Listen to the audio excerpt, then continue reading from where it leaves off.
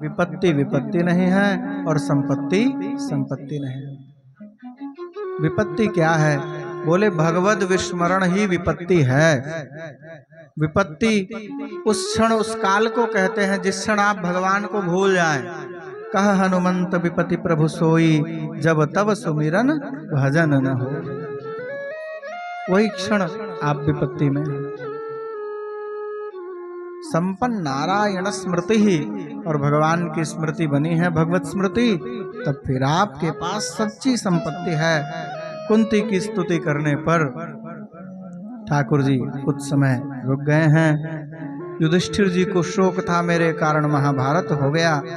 भगवान श्री कृष्ण पितामह भीष्म के पास लेकर के आए हैं समस्त पांडवों को, और युधिष्ठिर आदि समस्त पांडवों को पितामह भीष्म के द्वारा ज्ञान दिलवाया है। कौन कौन सा ज्ञान दिलवाया है? बोले भाई, दान धर्मान राज धर्मान मोक्ष धर्मान विभागशः, स्त्री धर्मान भगवत धर्मान समास व्यास योगतः। समास और व्यास की विधि से, अर्थात किसी को कम किसी को ज्यादा करके सारे जो भी दान धर्म राज धर्म मोक्ष धर्म स्त्री धर्म भगवत धर्म सारा धर्म पितामह भीष्म ने युधिष्ठिरादिक समस्त पांडवों को बताया है। महाभारत का एक शांति पर्व है। कई पर्व है महाभारत में, तो एक शांति पर्व है। तो जो शांति पर्व है वो पितामह भीष्म का पूरा उपदेश ही है। तो बहुत सुंदर उपदेश किया है। अवसर लगे तो एक बार तो जरूर पढ़ना चाहिए। महाभारत बड़ा दिव्य ग्रंथ है। लोगों के मन में एक भ्रांति एक समाज में अवश्य है कि महाभारत घर में रख लेंगे तो महाभारत होएगी। यद्यपि यह सत्य नहीं है। महाभारत लड़ाई करने को थोड़ी कहते हैं। जिसमें विशिष्ट कथाएं हो गाथा हो उसको महाभारत कहते हैं। और यन्न भारते तन्न भारते, जो महाभारत में नहीं है वो कहीं नहीं है। सारा ज्ञान उसी में है। हुआ क्या, व्यास जी ने वेदों का विभाग किया। वेद पहले प्रणव रूप में थे, ओमकार रूप में। तो व्यास जी ने वेदों का विस्तार किया। सामवेद अथर्ववेद ऋग्वेद यजुर्वेद चार भागों में विभक्त किया। और उसमें भाई फाउंडेशन भी लगा है। जिनका यज्ञोपवीत न होता हो उन्हें नहीं पढ़ना चाहिए। जिसका यज्ञोपवीत हुआ है उसे ही वेद पढ़ना चाहिए। अनुपवीति को वेद नहीं पढ़ना चाहिए। तो वेद का ज्ञान फिर उन लोगों को कैसे मिलेगा? वेद में तो ज्ञान ही तो है। उन लोगों को ज्ञान कैसे मिलेगा जिन्हें वेद नहीं पढ़ना चाहिए? तब व्यास जी ने पंचमो वेदमीश्वरः भागवत जी में प्रयोग आया। पंचम वेद महाभारत की रचना की, और वेदों का जितना भी ज्ञान था वो सारा ज्ञान महाभारत में श्री व्यास जी ने प्रतिष्ठित कर दिया। वेदों के ज्ञान को समझना है। वेदों का भाष्य ही पुराण है, महाभारत है। आपको पुराण महाभारत पढ़ना पड़ेगा। यद्यपि महाभारत में 1,00,000 श्लोक हैं तो बड़ा है, पर फिर भी प्रयत्न करेंगे तो पढ़ लेंगे। पिछले वर्ष प्रयागराज में माघ मेला चल रहा था। प्रतिवर्ष ही वहाँ कुंभ की तरह मेला लगता है, जिसको माघ मेला कहते हैं। जो लोग उधर गए हैं वो जानते भी हैं। हमको लगता है बहुतायत संख्या उधरे वालों की है।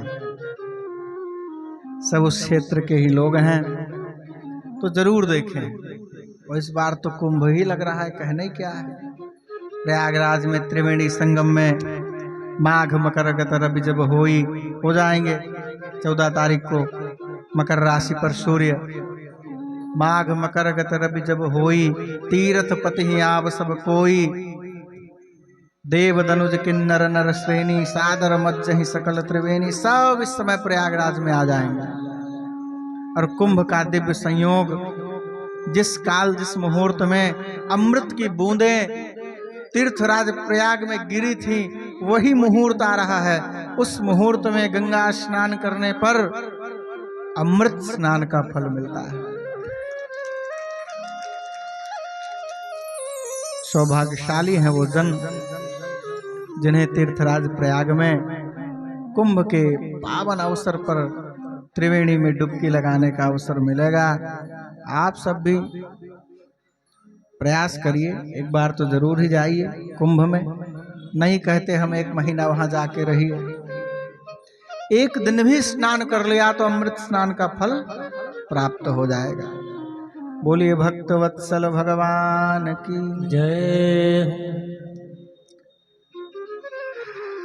मान लीजिए जो शरीर से नहीं जा पा रहे हैं तो मानसिक यात्रा करेंगे। मानसिक यात्रा का भी बड़ा पुण्य है, तो मानसिक यात्रा करेंगे तीर्थराज प्रयाग की, और टेलीविजन के माध्यम से वो सब कुछ दर्शन कर पाएंगे। बोलिए भक्त वत्सल भगवान की। अब बड़ी सुविधा हो गई है, पहले इतनी टेक्नोलॉजी नहीं थी, सुविधा नहीं थी, देश विदेश कहाँ क्या हो रहा है कुछ पता नहीं चलता था। अब तो सारी बातें पता चल जाती हैं, और यह कथा भी लाइव प्रसारित हो रही है। अप्रमेय दर्शन नाम का यूट्यूब पर चैनल है, अभी हमारे भैया आपको बता देंगे ढंग से, तो आप उस चैनल पर इस कथा को भी देख सकते हैं। और हमारे तीर्थराज प्रयाग में भी जो कार्यक्रम होंगे उन सभी कार्यक्रमों को उस प्लेटफॉर्म पर आप देख सकते हैं, त्रिवेणी का दर्शन कर पाएंगे। बोलिए भक्त वत्सल भगवान की जय हो। पितामह भीष्म ने उपदेश दिया है, अंत में ठाकुर जी की उन्होंने स्तुति की है, अपनी ज्योति ठाकुर जी के श्री चरणों में विलीन की है। ठाकुर जी ने द्वारिका गमन किया है, द्वारिका भगवान गए हैं, अर्जुन पहुंचाने के लिए गए हैं। भगवान का दिव्य स्वागत हुआ है द्वारिका में। अर्जुन कई महीने रहे द्वारिका में। इधर परीक्षित जी का जन्म हुआ है, दैवज्ञ ज्योत से आए हैं। बड़ी प्रशंसा की परीक्षित जी की। पार्थ के समान ये अर्जुन के समान धनुर्धारी होगा, महाराज इक्ष्वाकु के समान अपने प्रजा का पालन करेगा, भगवान श्री राम के समान धर्मनिष्ठ होगा, कर्तव्यनिष्ठ होगा, राजा शिव की तरह शरणागतों को आश्रय देगा। खूब प्रशंसा की और अंत में कह दिया तक्षकादात्मनो मृत्यु हो, तक्षक के काटने से इसकी मृत्यु होगी। भयभीत हो गए पांडव, अकाल मृत्यु होगी। बोले ना, साक्षात नंदनंदन श्री कृष्ण सुखदेव जी के रूप में आएंगे और परीक्षित का सारा संकट दूर करेंगे, अकाल मृत्यु नहीं होगी। इधर कुछ दिन बीता है, अर्जुन लौटे हैं, अर्जुन का मुख म्लान है। युधिष्ठिर जी ने पूछा क्या हुआ। अच्छा, इसी बीच में श्री विदुर जी हस्तिनापुर पधारे हैं, धृतराष्ट्र को फटकार लगाई है और फटकार लगा करके अपने साथ ले गए हैं। वन में ही अग्नि लगी है, तप करते हुए धृतराष्ट्र ने, अग्नि लग गई तो वहीं अपने शरीर को शांत किया है। इधर जब अर्जुन आए हैं, पता चला अर्जुन के द्वारा पांडवों को कि भगवान श्री कृष्ण धराधाम को छोड़कर जा चुके हैं। कुंती माँ ने तो तुरंत अपने प्राण छोड़ दिए और पांडव भी अब विचार कर रहे हैं कि अब यहाँ रहने लायक नहीं है, अब भगवान भी नहीं है और कलयुग भी अपने पैर पसार रहा है। तो युधिष्ठिर जी ने परीक्षित जी को राजा बना दिया, राज्याभिषेक कर दिया और स्वर्गारोहण किया है, स्वर्ग की यात्रा की है। एक एक करके सब हिमालय में गिर गए, गल गए, अंत में सशरीर केवल युधिष्ठिर जी स्वर्ग पहुंचे। पर एक बार थोड़ा सा झूठ उनके मुख से भी निकल गया था। अश्वत्थामा मरु वाले प्रकरण में जब द्रोणाचार्य जी का वध करना था, अश्वत्थामा नाम के हाथी को मारा गया। युधिष्ठिर जी को बोलना था अश्वत्थामा मरो, अश्वत्थामा मर गया, लेकिन धीरे से कह दिया नरो वा कुंजरो, नर है कि हाथी मैं नहीं जानता। इतने झूठ के लिए युधिष्ठिर जी का जो रथ है ना, उनके सत्य के बल से 4 अंगुल जमीन छोड़ करके चलता था। जिस दिन से युधिष्ठिर जी ने ये झूठ बोला है छोटा सा, वो रथ पृथ्वी पर रख गया। इतने से झूठ के लिए युधिष्ठिर जी को नरक का दर्शन कराया गया है। तो सोचिए हमारा आपका क्या होगा, जो दिन रात झूठे में लगे हैं।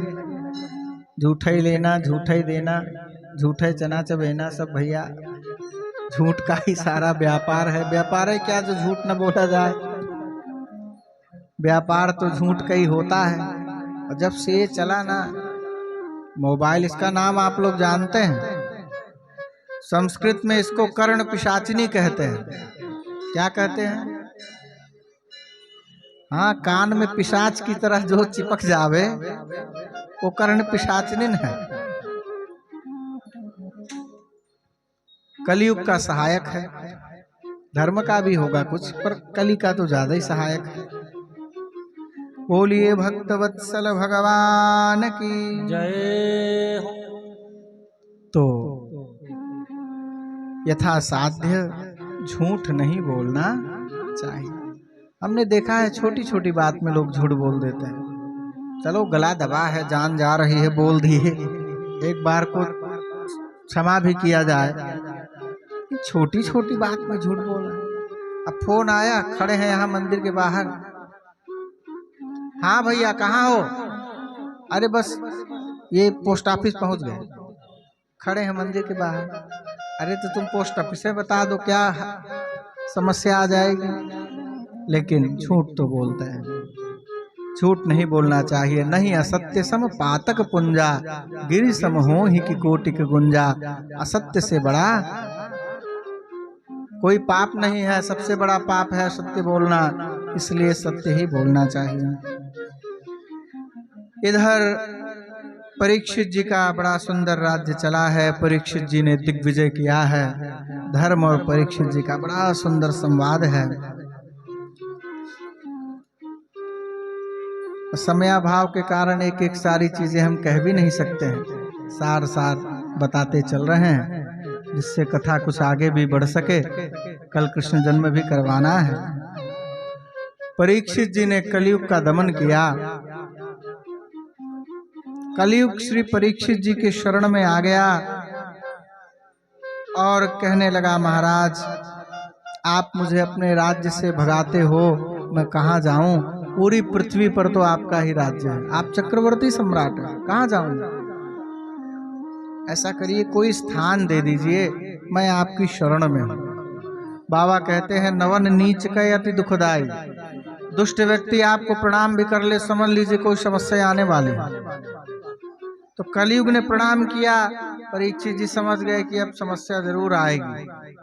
मांग लिया, स्थान दीजिए, दे दिया। द्यूतम पानम स्त्रियः सोना यत्रा धर्मस्य चतुर्विधः। 4 स्थान दिए कलयुग के रहने के। ध्यान से सुनिएगा।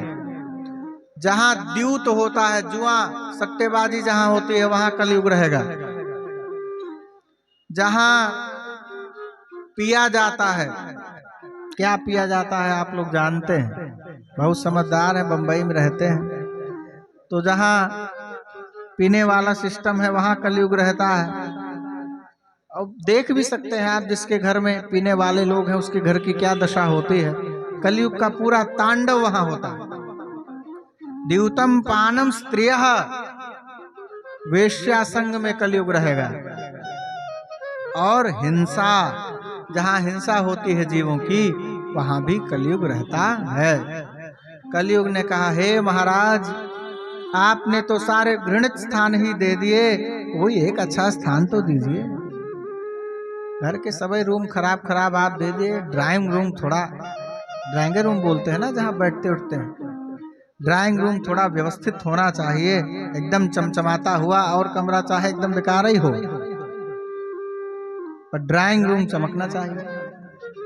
ड्राइंग रूम में पंखा वीआईपी लगेगा, पेंट भी वीआईपी होगा, सोफे भी वीआईपी लगाए जाएंगे, टेबल भी वीआईपी लगेगा।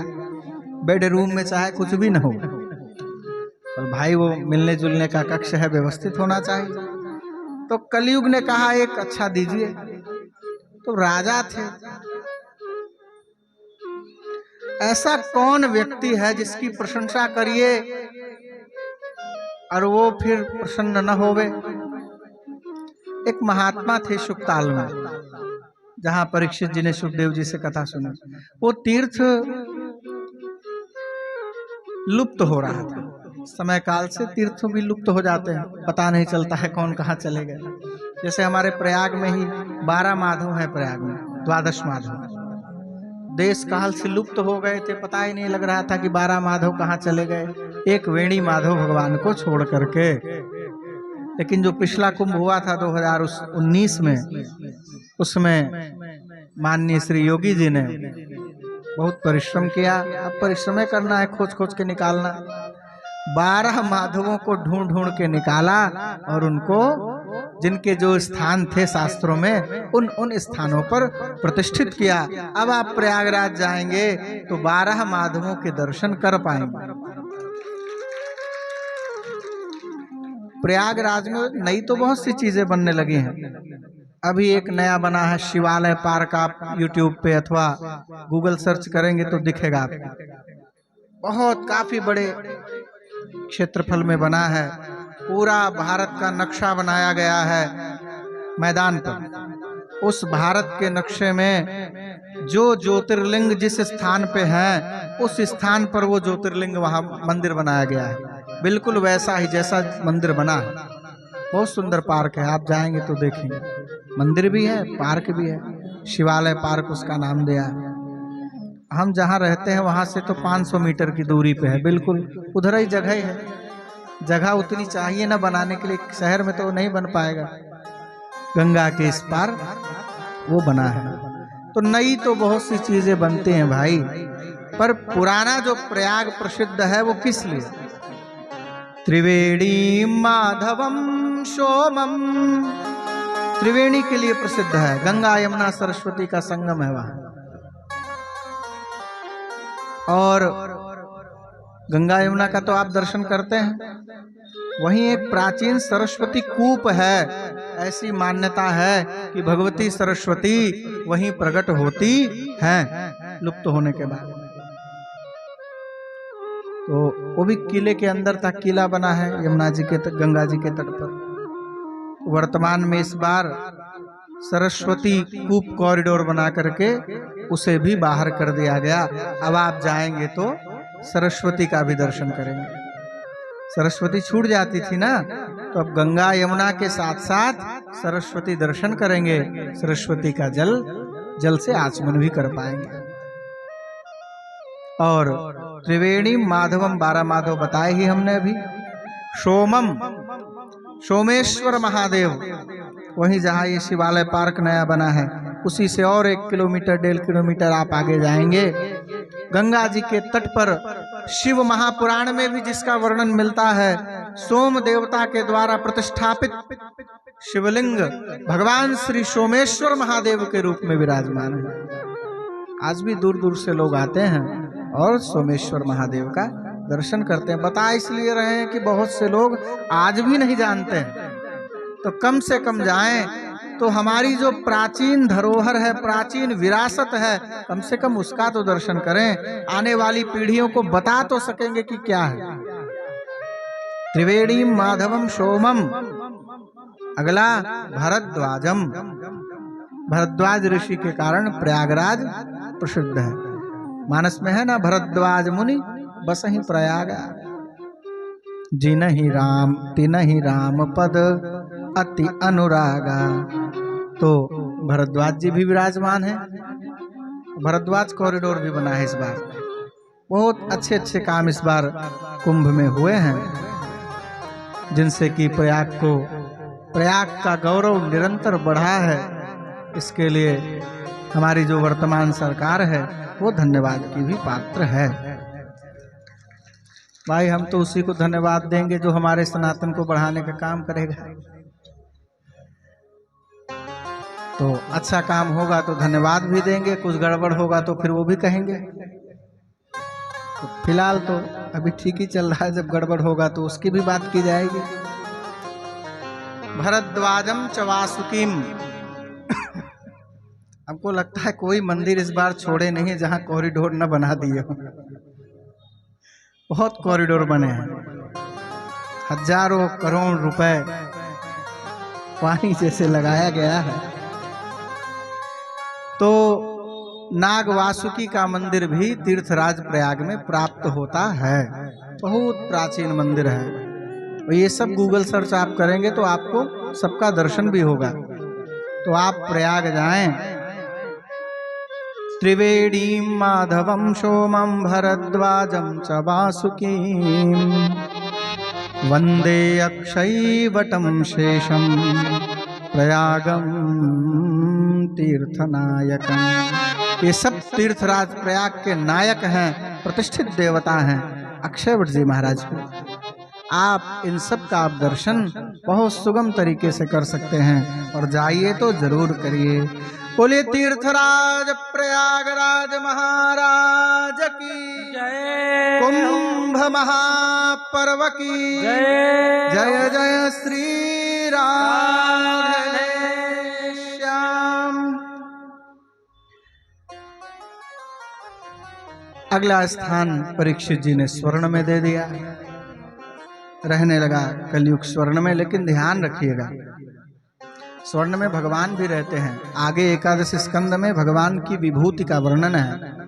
तो विभूति वर्णन में भगवान ने स्वयं कहा है, धातु नाम कांचनहमस्मि, धातुओं में मैं सोना हूं। तो इसमें ये समझ लेना है, स्वर्ण में भगवान हैं, पर किस स्वर्ण में भगवान हैं और किस स्वर्ण में कलयुग है। हम सबके पास धन दो रास्ते से आता है। एक नंबर से आता है और एक 2 नंबर से आता है। सरल भाषा में समझाएं तो ज्यादा ठीक रहेगा। कठिन बोलेंगे तो सबको समझ में नहीं आएगा। 1 नंबर 2 नंबर आजकल हर कोई समझता है। एक व्हाइट मनी, एक ब्लैक मनी। तो जो ब्लैक वाली मनी है, ब्लैक वाली मनी में, गोल्ड में, सोने में कलयुग रहता है और व्हाइट वाले में भगवान रहते हैं। भगवान शुक्लांबरधर हैं भैया। शुक्लांबरधरम विष्णुम शशिवर्णम चतुर्भुजम। तो 1 नंबर की जो कमाई है उसमें ठाकुर जी का वास है, धन में, स्वर्ण में। और जो गलत मार्ग से आ रहा है उसमें कलयुग का प्रभाव है। राजर्षि परीक्षित जी मृगया करने के लिए एक बार वन गए। स्वर्ण में वास दिया कलयुग को। कोष का निरीक्षण कर रहे थे। जरासंध का मुकुट मिल गया, पहन लिए, बड़ा सुंदर था। घुस गया कलयुग मुकुट में। यद्यपि तुलसी जस भवतव्यता तैसे मिलई सहाय, आप नावे ताहि पे ताहि तहां लई जाए। जो घटना जब घटित होनी है उसके वैसे मार्ग बन जाते हैं। आ गए श्री परीक्षित जीवन में अपने सेना से अलग हो गए।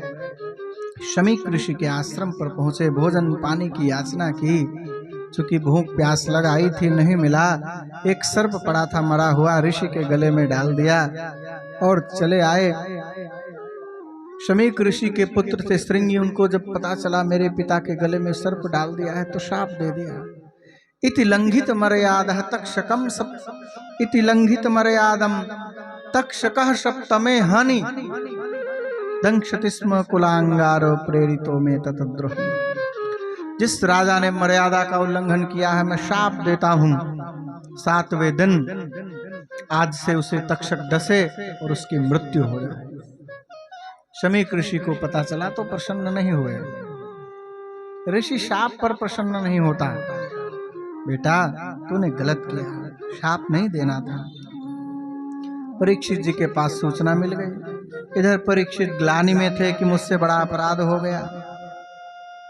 शाप का जैसे ही पता चला है राजर्षि परीक्षित जी को बड़े प्रसन्न हुए हैं। तुरंत अपने पुत्र जन्मेजय को राज्य दे दिया और उत्तर दिशा में गंगा जी के तट पर आ गए। शुकतीर्थ आ गए। समस्त ऋषि मुनि विराजमान हैं, कोई उत्तर नहीं मिल रहा है। उसी समय श्री सुखदेव जी पधारे हैं। तत्राभवत् भगवान् व्यासपुत्रो तत्राभवत् भगवान् व्यासपुत्रो यदृक्षया गामटमानो नपेक्षः यदृक्षया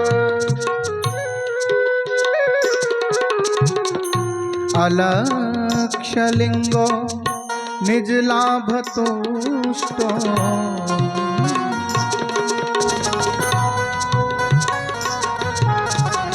वृतश्च बालयवधूतवेषः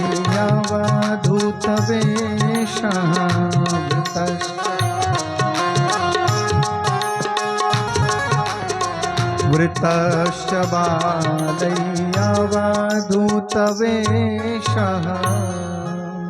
अवधूत वेश में श्री सुखदेव जी प्रकट हो गए। तम द्वष्टवर्षम सुकुमार पाद। चरण कैसे हैं? बोले अति सुकोमल है श्री सुखदेव जी के चरण। द्वष्ट वर्षम सीधा नहीं कहा, 16 वर्ष उम्र है सुखदेव जी की, 2 बार 8 कह दिया। क्यों कहा भाई? बोले भाई सुखदेव जी में किसी विकार की कल्पना मत कर लेना।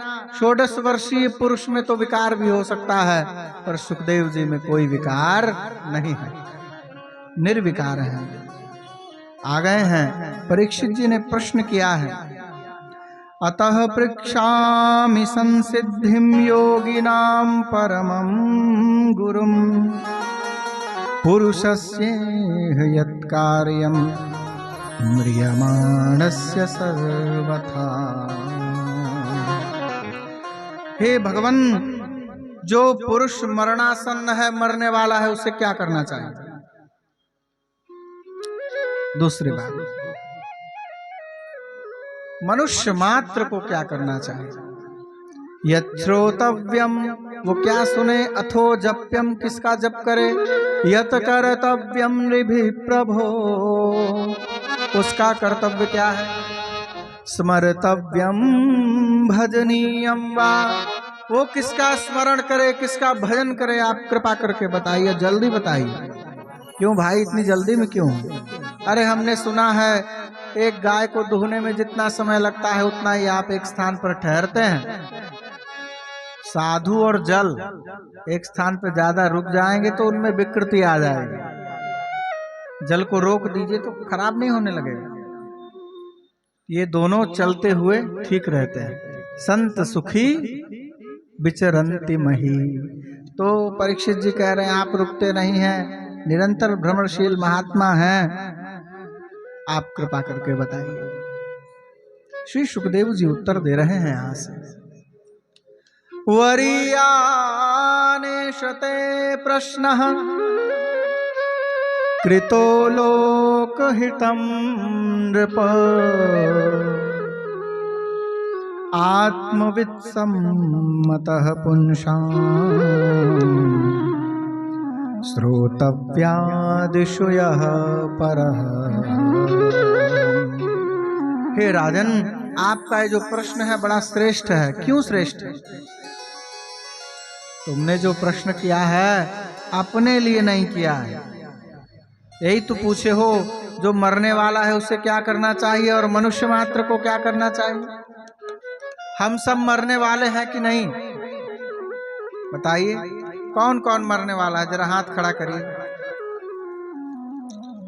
कुछ लोग नहीं खड़ा कर रहे, लगता है मरेंगे नहीं। देखो भैया, जीवन एक पहेली है और मौत ही सच्ची सहेली है। यही एक ध्रुव सत्य है, एक न एक दिन इससे भेंट होना ही है। तो ये प्रश्न हम सब का है। हम सब एक ना एक दिन मरने वाले हैं और 7 दिन के भीतर ही मरेंगे। 8वां दिन आएगा। 7 दिन ही तो होते हैं, सोमवार, मंगलवार, बुधवार, गुरुवार, शुक्रवार, शनिवार और रविवार। इन 7 दिनों में ही हम सब जाने वाले हैं। तो परीक्षित जी भी 7 ही दिन में गए हैं। तो इसलिए प्रश्न हम सब का है।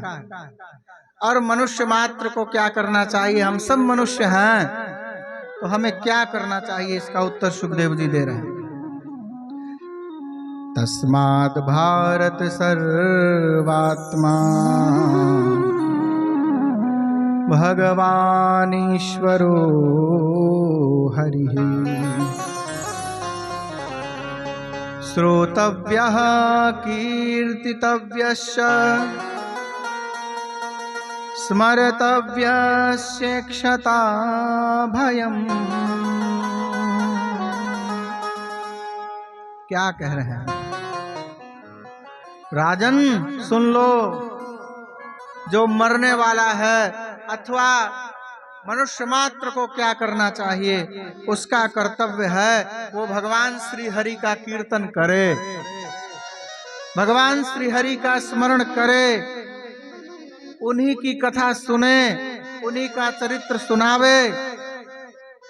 मनुष्य जन्म का लाभ क्या है? बोले अंते नारायण स्मृति ही, अंत में भगवान की स्मृति बनी रहे, यही लाभ है। इसलिए राधन यही करना श्रेष्ठ है। और तुम चिंता बिल्कुल मत करो भाई, बहुत जल्दी में लगते हो, क्या बात है महाराज, 7वें दिन तक्षक डस लेगा, समय नहीं है बिल्कुल। अरे भाई, खट्वांग नाम के राजा हुए हैं, राम जी के पूर्वज राजर्षि खट्वांग। खट्वांगो नाम राजर्षिर्ज्ञात्वेयत्तामिहायुषः मुहूर्तात् सर्वमुत्सृज्य गतवान् अभयं हरिम्।